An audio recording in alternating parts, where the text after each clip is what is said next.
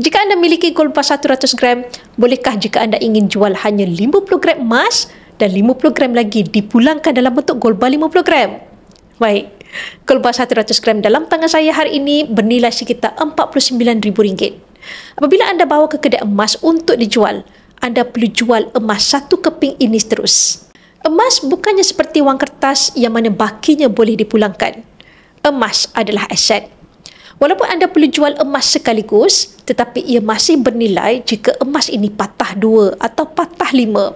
Kerana emas, nilainya hanya pada ketulinan dan berat. Berbeza dengan wang kertas, jika ianya dipotong 2 atau dipotong 5, nilainya hanya sekeping kertas. Ini menunjukkan kedua duit dan emas mempunyai kelebihan dan kelemahan masing-masing. Duit nilainya dicipta untuk jatuh, dan apabila nilainya jatuh, inflasi berlaku. Dengan kenaikan harga barang dan perkhidmatan, nombor pada wang kertas masih sama, tetapi kuasa membeli akan berkurangan. Emas pula adalah simpanan yang kalis inflasi.